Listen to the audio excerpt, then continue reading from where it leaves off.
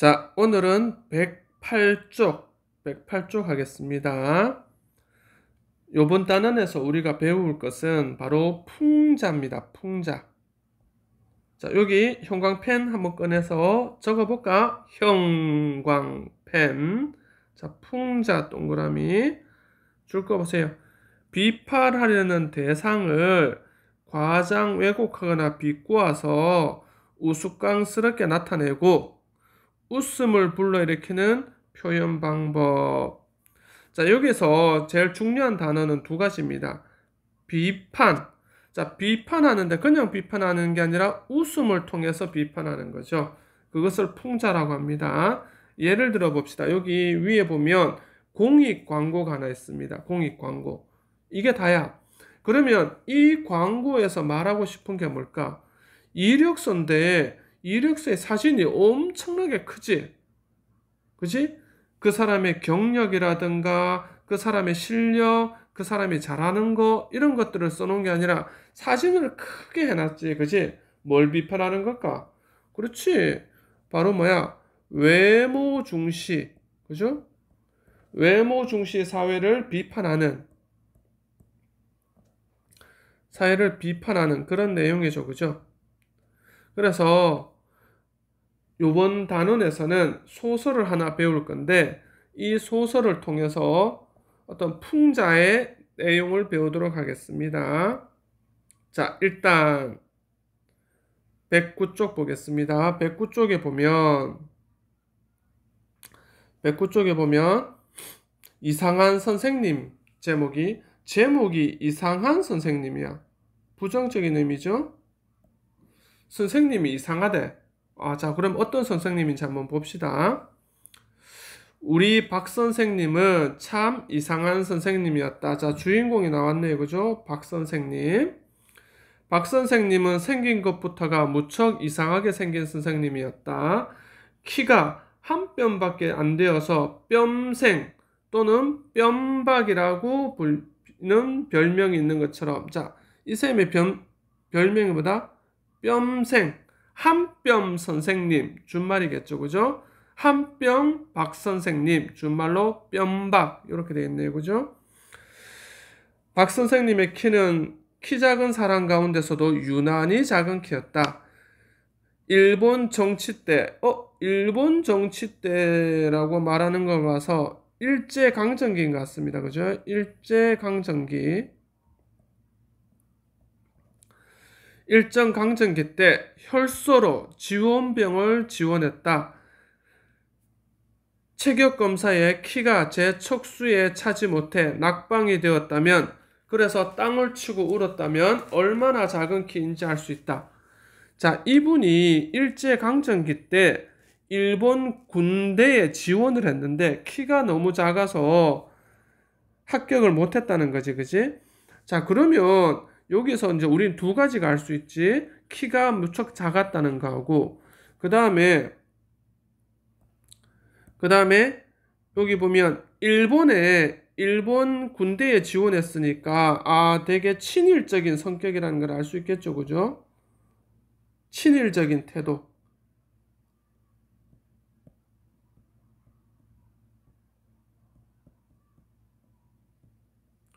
자, 혈서가 뭔지 알죠? 여기 있네, 여기 혈서.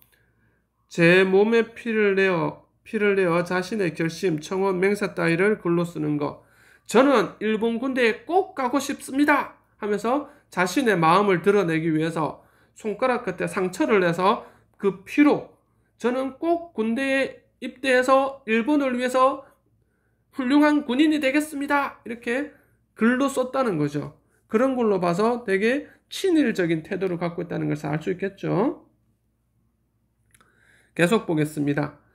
그런 작은 키에 몸집은 그저 한 줌만 하고, 자, 키는 작고 몸집도 작고 이 한 줌만한 한 몸집, 한 뼘만한 한 키 위에 깜짝 놀랄 만큼 큰 머리통. 자, 작은 키, 작은 몸집, 그 위에 큰 머리통, 이렇게 되어 있네요. 그죠? 위태위태하게 올라가 앉아 있었다.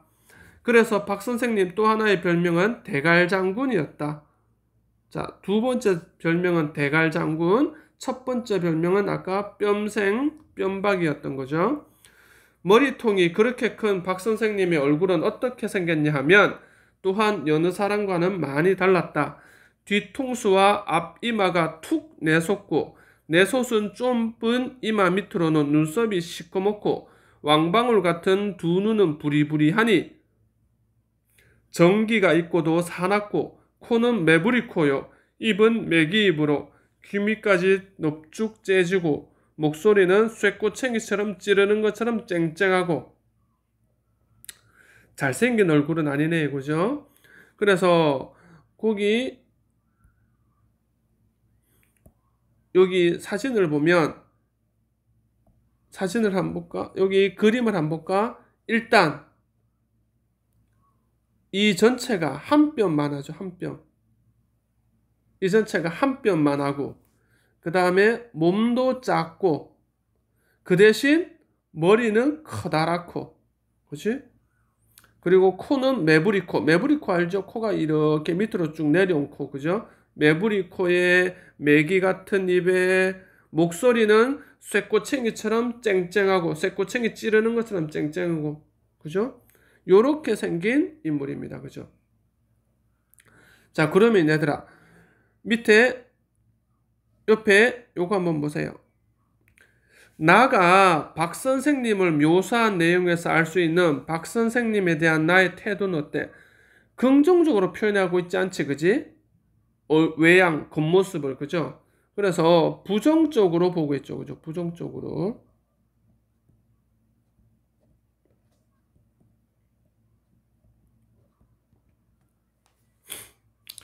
키가 작더라도 머리가 크더라도 내가 이 사람 긍정적으로 표현해 줄 수 있잖아. 뭐 키는 작지만 아주 단단하고 다부지고 똑부러지고 뭐 멋있고 이렇게 표현할 수 있는데 좀 부정적으로 비꼬듯이 표현하고 있지. 그죠? 놀리듯이. 그러니까 부정적으로 보고 있다는 걸 알 수 있겠지. 좋아. 자, 넘어가겠습니다. 뒤쪽 110쪽 넘어갑니다.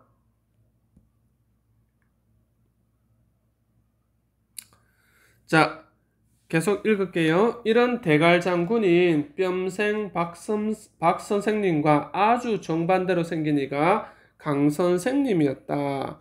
강 선생님.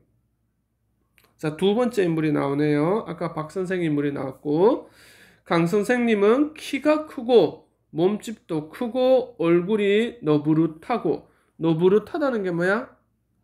넓고 평평하다. 그죠?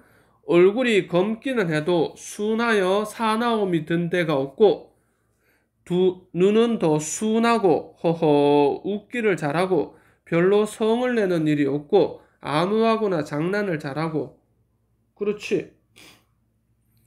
일단 키가 크고 몸집도 크고 얼굴은 넓고 둥글둥글하고 순하고 성도 안 내고 장난도 잘 치고 잘 웃고 아까 박 선생님과 많이 다르네요. 그죠? 자, 그 옆에 한번 보세요.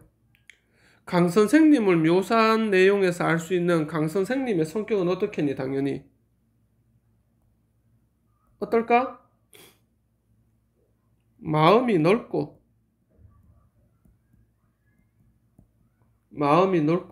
여유 있고 또 뭐야? 아주 유순한 성격, 그지? 이런 성격일 것 같죠? 묘사하는 걸로 봐서 마음이 넓고 여유가 있고 아주 유순한 성격, 그죠?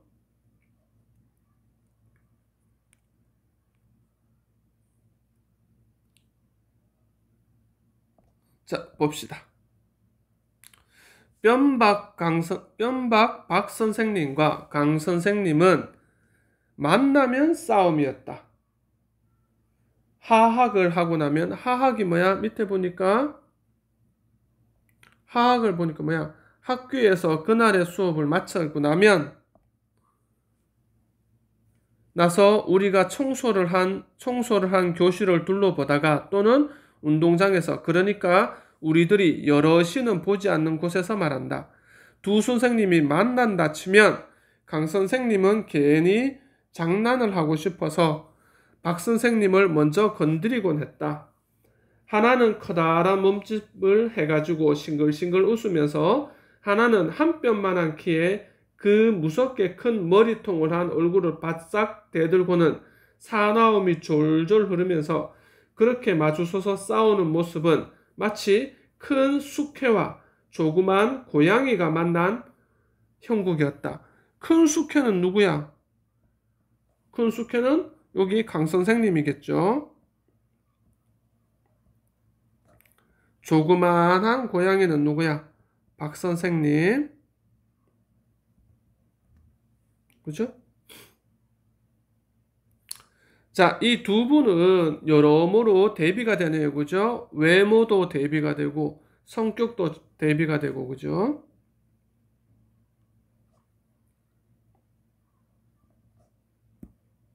자, 밑에 그림을 보면 대충 어떤 모습인지 알겠죠? 그죠?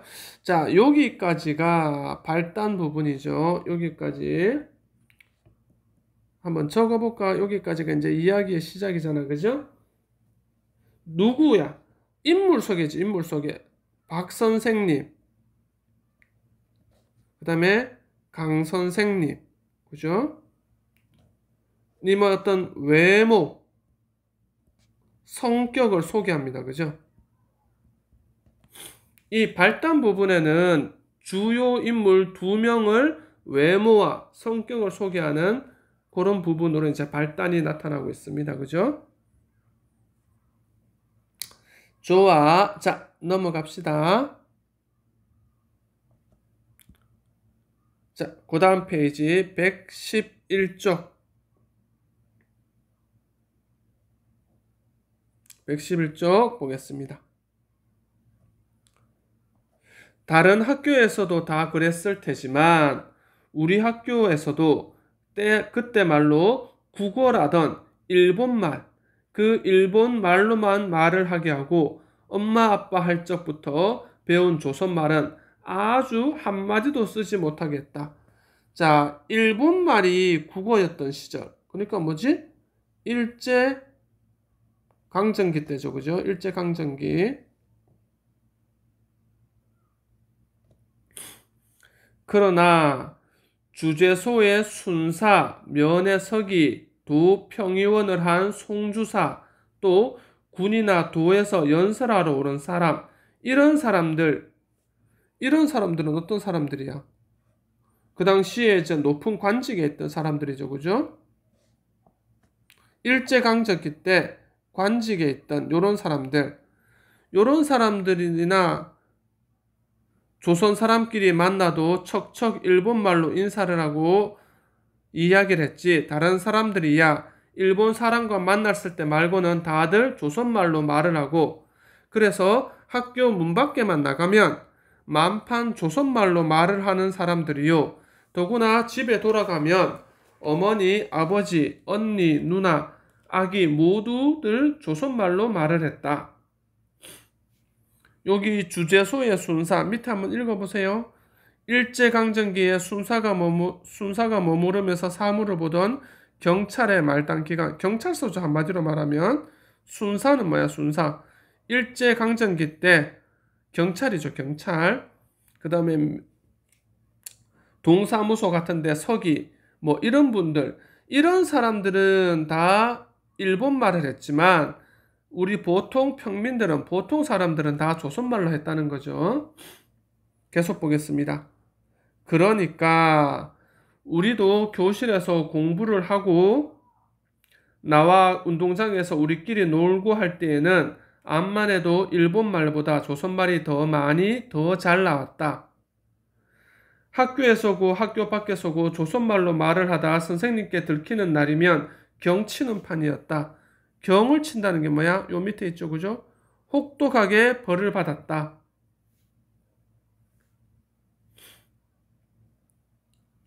선생님들 중에서도 제일 심하게 밝히는 선생님이 뼘박 박 선생님이었다. 자, 우리가 일본말을 안 쓰고 조선말, 즉 우리말을 쓸 때 제일 야단치고 심하게 벌을 주던 사람이 뼘박 박 선생님이었다는 거죠. 교장 선생님이나 다른 일본 선생님들은 나무라기만 하고 많은 수가 있어도 뼘박 박 선생님만은 절대로 용서가 없었다. 나도 여러 번 혼이 나보았다. 한 번은 상준이 녀석과 어떡하다 싸움이 붙었는데 싸움이 났네요. 둘이 서로 부둥켜 안고 구르면서 이 자식아 저 자식아 죽어봐 때려봐 하면서 한참 때리고 제기고 하는 탐이었다. 제기고가 뭐야? 팔꿈치나 발꿈치 따위로 찌르다. 이렇게 막 팔꿈치로 누르고 했었는 모양이죠. 그런데 느닷없이 자 넘어가기 전에 그 옆에 요거 한번 봅시다. 나가 박 선생님에게 여러 번 혼이 난 까닭은 뭐다? 뭐였니 얘들아? 일본말 안 쓰고 그죠? 일본말을 쓰지 않고 조선말을 썼기 때문에 그죠?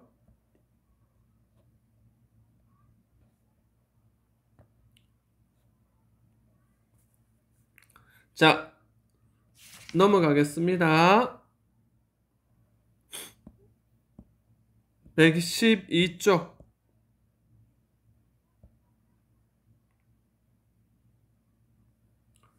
갑니다.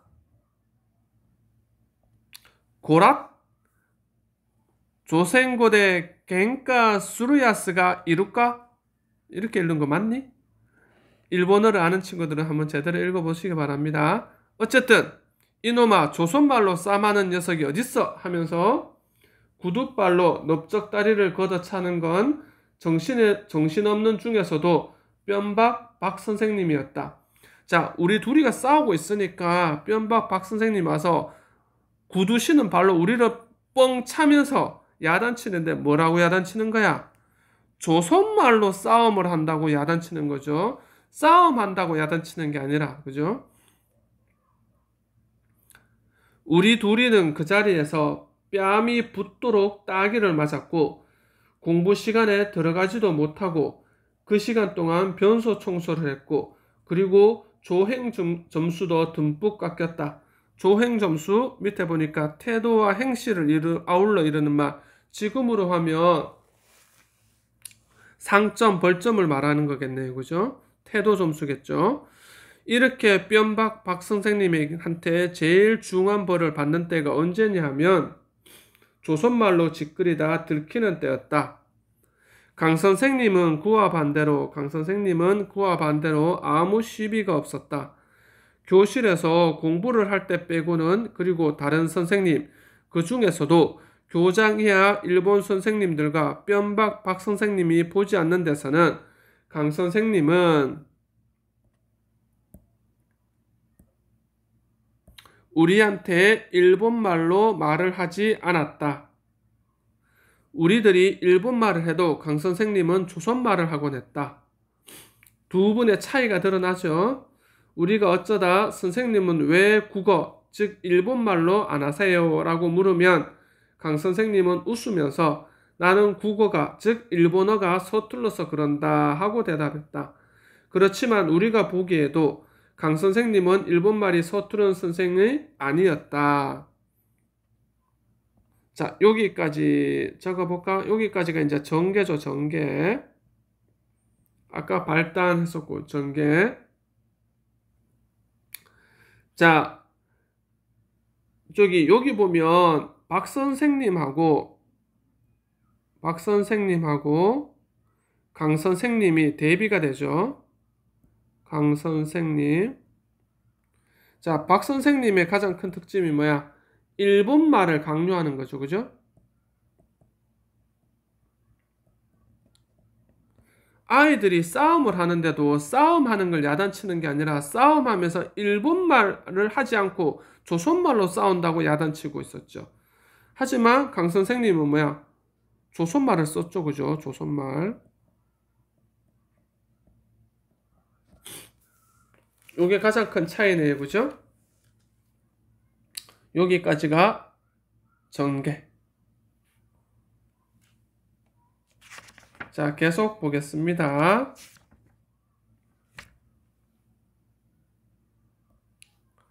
해방이 되던 바로 그 이튿날이었다. 자, 1945년 8월 15일 그때 해방이 되고 바로 그 이튿날이었다. 그죠? 여름방학으로 놀던 때라 나는 궁금해서 학교에 가보았다. 다른 아이들도 한 50명이나 와 있었다. 우리는 해방이란 말은 아직 몰랐고 일본이 전쟁에 지고 항복을 한 것만 알았다. 선생님들이 그 중에서도 뼘박 박 선생님이 그렇게도 우리 대일본 제국은 결단코 전쟁에 지지 않는다고, 기어코 전쟁에 이기고 천하의 못된 미국, 영국을 거꾸러뜨려 천황 폐하의 위험이 뭐야? 여기 있죠, 그죠? 존경할 만한 위세가 있어. 점잖고 엄숙함. 그런 태도. 자, 위험을 이 전 세계에 드러날 날이 머지않았다고 하루에도 몇 번씩 그런 말을 했었던 그 일본이 도리어 지고 항복을 하더니 도무지 모를 일이었다. 직원실에는 교장 선생님과 두 일본 선생님 그리고 뼘박 박 선생님 이렇게 네 분이 모여 앉아서 초상난 집처럼 모두 코가 쑥 빠져가지고 있었다. 코가 쑥 빠졌다는 게 뭐야? 근심에 쌓여 기가 죽고 맥이 빠졌다. 이런 의미네, 그죠? 코가 쑥 빠져 가지고 있었다. 자, 114쪽 넘어가겠습니다. 114쪽. 우리는 운동장 구석으로 혹은 직원실 앞뒤로 끼리끼리 모여서서 제가끔 아는 대로 일본이 항복한 이야기를 하고 있었다. 그때 6학년에 다니던 우리 사촌 언니 대석이가 뒤늦게야 몇몇 동무와 함께 떨떨거리고 달려들었다. 여기서 언니라는 말은 밑에 16번 보세요. 언니라는 말은 그냥 형을 뜻하는 그런 말인 것 같네요. 사촌형 대석이가 뒤늦게야 몇몇 동무와 함께 떨떨거리고 달려들었다. 대석 언니는 똘똘하고 기운 세고 싸움 잘하고 그러느라고 선생님들한테 꾸지람과 매는 도맡아 맞고 반에서 성적은 제일 꼴찌인 천하 말썽꾼이었다. 대석 언니네 집은 읍에서 10리나 되는 곳이었고 그래서 오늘 아침에야 소문을 들었노라고 했다. 대석 언니는 직원실을 넌지시 넘겨다보더니 싱긋 웃으면서 척척 직원실 앞으로 들어섰다. 여기 웃는 걸로 봐서 지금 박 선생님하고 그죠? 박 선생님과 일본 선생님을 놀리려고 하는 것 같죠, 그죠? 놀리려고. 직원실 안에 있던 교장 선생님이랑 다른 두 일본 선생님이랑은 못 본 채하고 고개를 숙이고 있는데 뼘박 박 선생님이 눈을 흘기면서 영락없이 일본말로 난다, 왜 그래? 하고 책망을 했다. 대석 언니는 그러나 무서워하지 않고 한다는 소리가 선생님, 덴노 헤이카가 고상했다죠? 덴노 헤이카는 천황 폐하를 말하는 거고 고상은 항복했다는 거죠. 즉 일본의 천황이 항복을 했다죠? 하고 묻는 것이다. 뼘박 박 선생님은 성을 버럭내어 그 큰 눈방울을 부라리면서 여전히 일본말로 잠자코 있어 잘 알지도 못하면서 건방지기 싫이 하고 쫓아와서 곧 한 대 갈길듯이 을러댔다. 대석 언니는 되돌아 나오면서 커다랗게 소리쳤다. 덴노하이까 빠가 천황 폐하 망할 자식 이렇게 말했는 거죠. 자, 여기까지 먼저 하나 끊겠습니다.